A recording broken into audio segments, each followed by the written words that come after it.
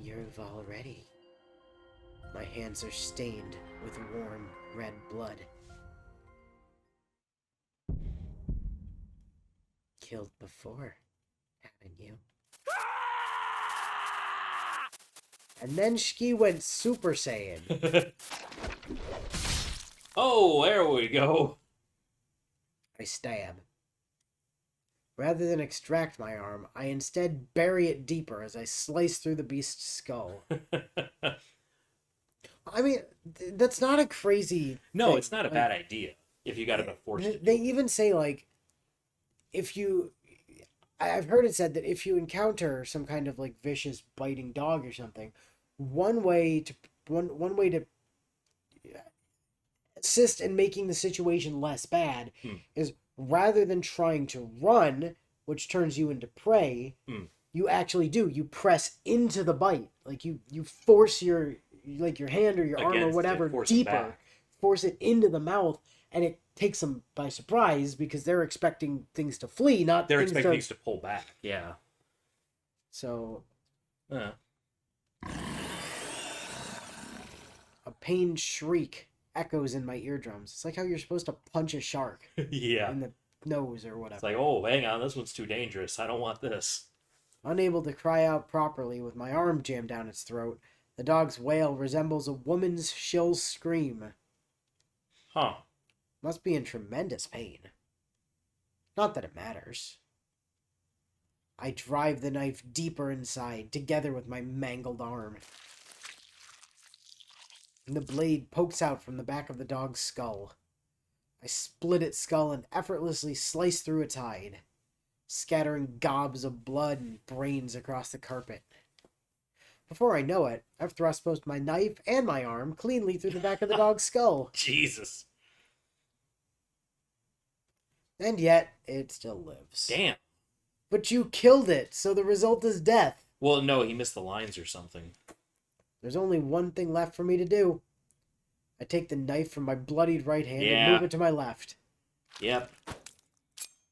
Get your left hand and finish it. The impaled dog's body trembles and squirms, seemingly pleading for mercy. It even stops digging its fangs into my flesh as if to show remorse. Look, I'm sorry, just don't kill me. Yeah, well, about that. Like I fucking care. Yeah. I run my blade along the beast's lines and quickly dismantle its body.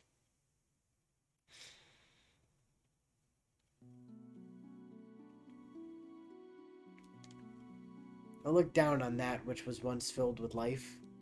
My arm.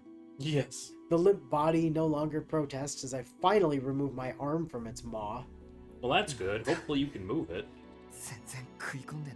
Really? The fuck? I'm not even that badly injured. Huh.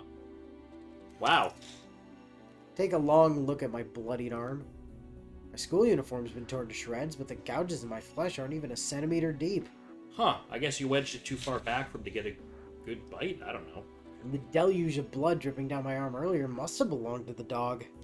Or you have, like, insane healing factor that you're only just now finding out about, but I don't think that's the case. I don't know of him healing. It doesn't even hurt that bad anymore. My fear must have clouded my mind and amped the pain in the heart of the moment. Heat of the moment. That too. I'm still lying down on the floor, staring at the ceiling. My head hurts so much. My world is a patchwork stitched together by these lines of death. Right, yeah, that's not helping, is it? Though my limbs are freezing cold, my mind is spinning with a fever.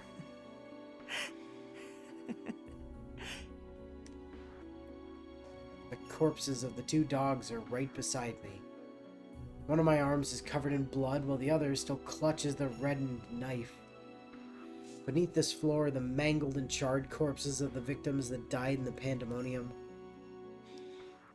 There's nothing I can do but laugh. Because this isn't real. Oh. It can't possibly be real. I'm normal. Totally normal. Yeah. The only weird thing here is this dream. The second I wake up, it'll all go away. But when did I start dreaming with my eyes open? Oh god, more? The elevator chimes. Such a cute, clear noise. entirely inappropriate for the current situation. エレベーター It's the elevator, adjacent to the one that brought the dogs. My exhausted brain doesn't even try to contemplate what this means. The door is open. My mind might not be working, but my body will have to. In a dull haze, I grip the knife in my right hand and haul myself up to face the oncoming tragedy. Why did Is you it put it zombie? back in your right hand? Oh, well, he, switched it to his main hand. I don't want to do this. I wearily gaze inside of the newly arrived elevator. Inside is... から What? it's completely empty. Uh, Bit of an anticlimax in its own way. The danger has passed. mm, Everything's over, and I've already gotten a grasp of the situation on the lower floors. isn't the hotel still on fire? Which means there's no reason for me to stick around here. I turned to leave when... 誰か Somebody actually took the stairs? I hear a woman's voice. She sounds so desperate it almost seems out of touch with reality. Her pleading screams grow in volume, accompanied by panicked footfalls. No mistaking it. It must be a survivor. Out of breath as she frantically works her way up the stairwell next to the elevators. Quick, Huh. put your switchblade away before she calls the cops. I think she'd be calling the cops anyway. やったここ燃えてない You know that fire rises, right? Well, I mean, It's not on fire yet. heat rises anyway. Well, She sounds relieved. But she doesn't slow her pace. Within moments I can see her, spilling from the stairwell and into the hallway. ねえそこの君 She starts running again as she takes note of me. やった助かった私助かった Her expression, overcast and pale with fear, is lit up by a flash of joy as her eyes focus on me. oh, A white-gloved hand seizes her, ripping her from salvation and back into hell. ah. いや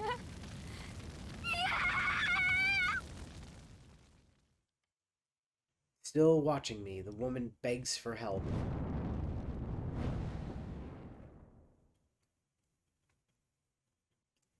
And then Oh. she falls silent. Is that our vampire? I mean, maybe an accomplice or a minion? I can't tell. No resistance, no constraints that bind her. The second she's grabbed, she loses consciousness, as if this were a dream and she was snapped awake, leaving only her body behind. Stop. Stop this at once. That woman. She has nothing to do with this.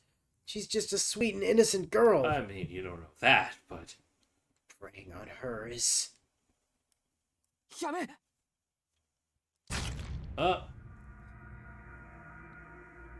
My cries come too late. Yeah, crying was not the answer. Knife was the answer. Right, yeah, you were not fast enough. Not that they would have changed anything. No, but knife would have. Hmm, If you kill him, the result is death. right. My eyes are fixated on the woman's neck. Starry orbs of light flicker and scatter within my vision. Rage like never before boils in my chest. My vision clears and I see two soulless pits amid a deluge of blood. The woman's legs twitch ever so slightly, her fingers jolting reflexively. All emotion, all life drains from her face. It has to be the first time I've seen it happen. But I don't need to be familiar with the sight to comprehend the horrific spectacle in front of me. Yeah. The drinking and gulping of the monster is almost unnaturally loud against the otherwise silent hallway. When it's had its fill, the monster discards her body without a second thought. Her body wavers, frail like a withered tree. A ballerina tiptoeing the fine line between life and death. I gaze at her pitiful form. The woman is totally silent. The only sound is that of rushing blood. Then her back splits open. Ooh.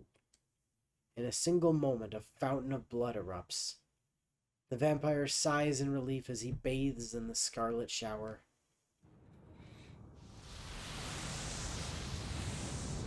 In an instant, everything around me changes. The swelling temperature, Sweltering. that too, finally seems to match up with reality. Ah, there we go. A dam of fire bursts, flooding out all at once. The hallway is absolutely enveloped by the flames. I think I recognize this guy from Type Lumina. Yeah, I think he was in there. The heat presses against me, singeing and stinging at my skin like claws. If I were to take a breath now, I'd surely burn my lungs. But if something is strange here, something is strange here. The flames continue licking at their surroundings. And yet the building isn't on fire. Yeah, like an illusionary fire or something? As the only thing still alive here, I'm the only one left to feel this inferno. My headache intensifies. The man begins walking my way. It's clear he's the source of this river of flames. And the closer he gets, the more terrible the heat becomes. He's still 15 meters away from me. But even at this distance, it's impossible for me to breathe. I realize that nothing could survive in this man's vicinity. Proximity alone would lead to certain incineration. The shadow continues onward in my direction. He's lean and tall, wearing antiquated clothes topped by a heavy fur coat. Oh, that's fur, I guess, huh? Though his figure may be human-like, everything about him screams that he's anything but. There's something off about him, something wild and crazed. Only 13 meters now. Any chance Ark is gonna leave the room soon?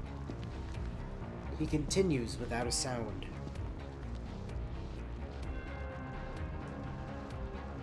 I glare at the man, knife firmly in hand. He doesn't respond. I'm starting to wonder if he can even see me. 10 meters. I train my eyes on his body. Amid the rising flames, I can finally see the lines of death that cover him. Oh, that's good. Okay, what is that thing? Oh shit, he's got a grail. Hope that's not it. My brain feels like soup boiling over an open flame. What is that? A dense and intricate torrent of death swirls at the center of it all. And at the center of that torrent is an odd glimmer, bright and shiny like a precious jewel.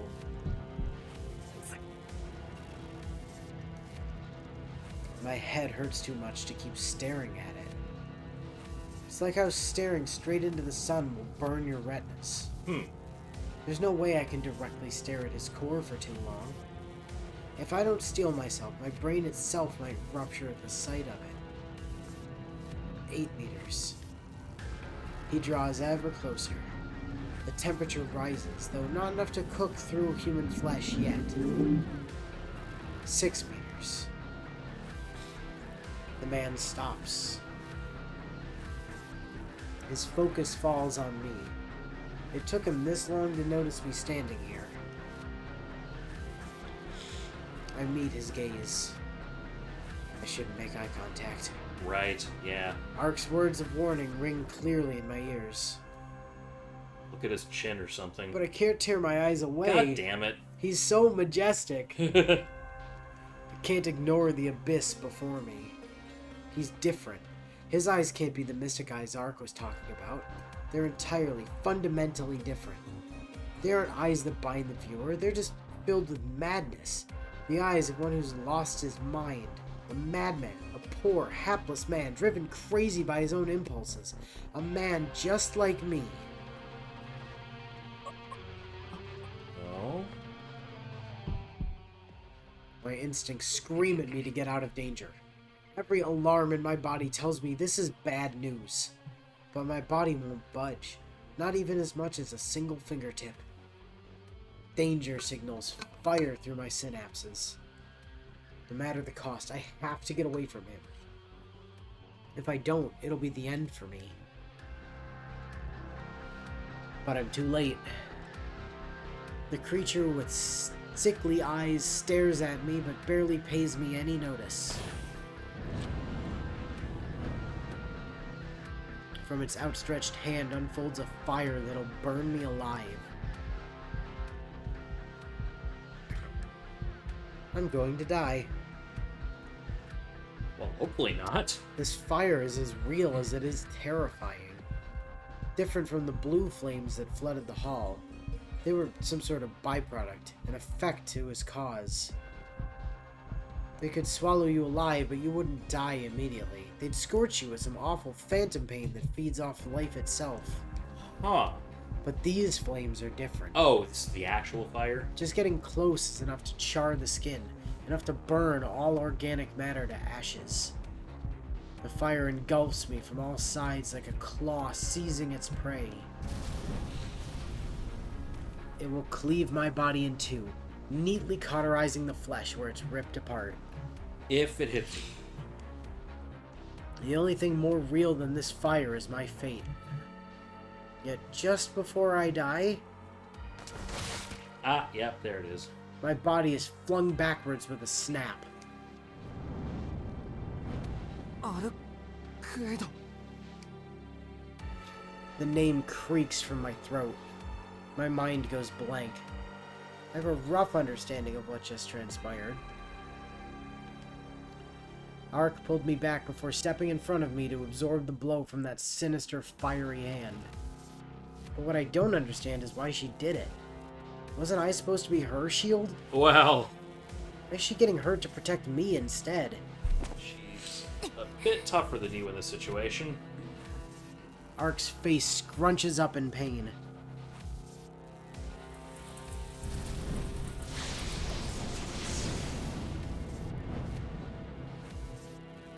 Ooh, nice shot. The man hits her with the flaming claw again and again. But this time she doesn't have to pull me out of the fire's way. Ark swings her right hand like she did in the alley, batting the flames away. But she's unable to extinguish the flames entirely. And the lingering embers strike her head on. Does that mean even Ark could be burned if she took the full brunt of these flames? Are they hot enough to kill even her? This woman with barely any lines on her who's supposed to be so far removed from death? Could do something, I guess. The entire clash lasts less than 5 seconds. The two exchange a few dozen blows each way. I don't understand why, but when they're done, the man solemnly lowers his arm. He stares at Ark intently, not saying a single word. Ark glares back bitterly as she clutches at her red abdomen. The man has eyes for nothing but her. He doesn't even care that I'm here, safe behind Ark's protective figure clutching a knife. Right.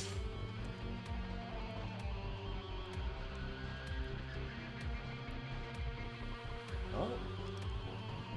Vapor slips from the man's lips.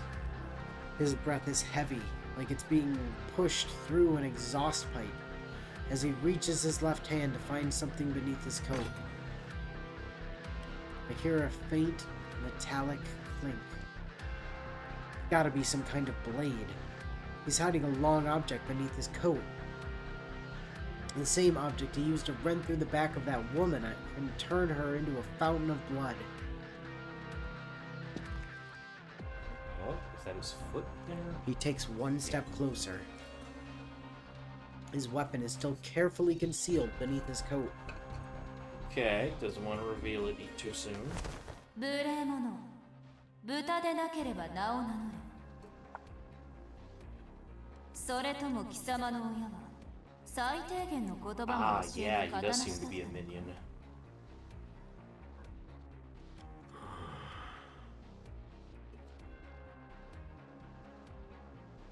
The man stops in his tracks. A light flickers behind his hollow eyes as if he's only just remembering himself. I don't even know what language Ark used, but the man clears his throat, composing himself. His voice carries a current of pain, like he had forgotten he were a living being until just now. 礼儀は知っている。だが、貴様に語るほどの名はまだない。I don't even know what language they're speaking. It's clearly Japanese. Well, 礼儀はなっていないけど恥だけは足りているようね元の名前は失ったかでも呼び名ぐらいはあるでしょ継いだばかりのようだけど仮にもその一角なんだから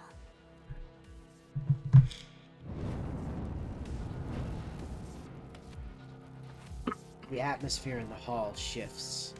The azure flames well up all around the corridor, burning ever brighter.